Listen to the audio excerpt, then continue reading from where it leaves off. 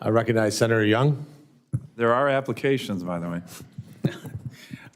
Thank you, Mr. Chairman. Congratulations to our three nominees. It's good to see each of you. Dr. Klein, I know it was several months ago now that we visited in my office and we talked about the development, commercialization, and deployment of all sorts of emerging technologies.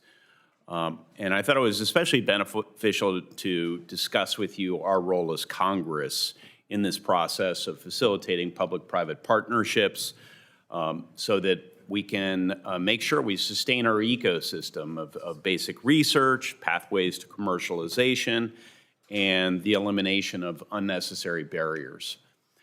As you know, I'm working relatedly on an initiative for quantum computing and quantum more generally, a National Quantum Initiative Reauthorization Act. And our effort here is to attempt to continue the acceleration of quantum computing, development, and deployment here in the United States. And I think your assistance in this role that you've been nominated for could greatly assist Congress in moving this legislation across the finish line, creating predictability, and ensuring we have the authorities to win the quantum race, as we're calling it. Can you speak to why Congress must act and foster programs to accelerate basic research and commercialization of quantum? Certainly, and thank you for your question, Senator, and I very much enjoyed our discussion several months ago.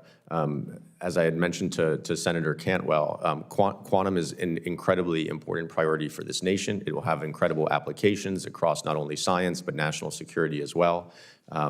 And while there's been a lot of investment and focus on the research and development piece, and we certainly need to continue to invest in that basic research, there's also a role to play for the federal government in moving towards that commercialization and moving towards applications of quantum. That's if we want to build out a domestic industry here that includes everything from the infrastructure, the supply chains, and the workforce that's going to be required.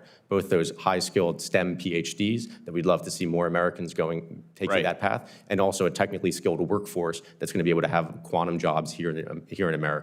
And can the administration do it all by itself? Or is certainly congressional not. action required? This is what we call a leading question in the business.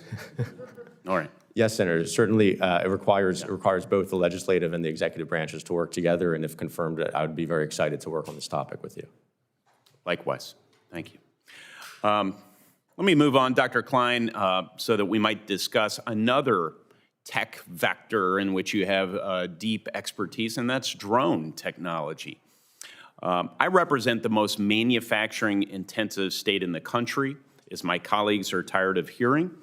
I understand the importance and the economic opportunities of increased commercialization of our technologies, including drones. But I also understand the challenges associated with deployment. Scaling production isn't straightforward, especially for systems as complex as unmanned aerial vehicles. Dr. Klein, where do you see the most pressing opportunities for Congress to support the mass manufacture of U.S.-made drones?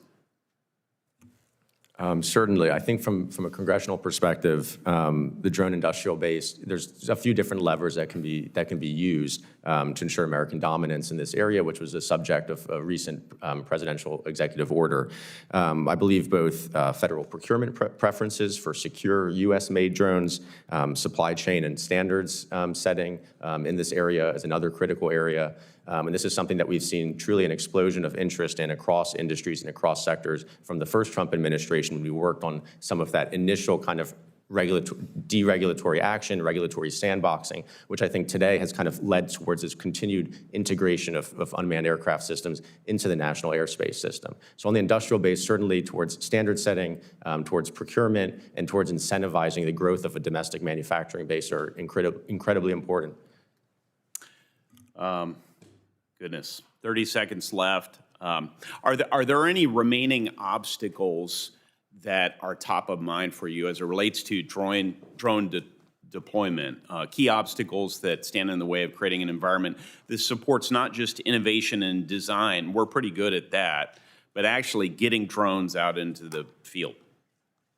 Certainly, I think the one important part is, again, the regulatory sandboxing. There's recently announcement on an eVTOL integration pilot program in the spirit of the unmanned aircraft system pilot program that occurred under the first Trump administration.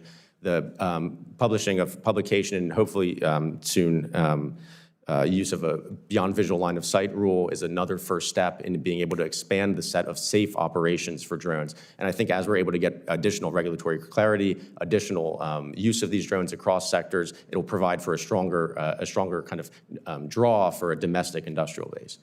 Thanks again, Doctor. Congrats to all our nominees.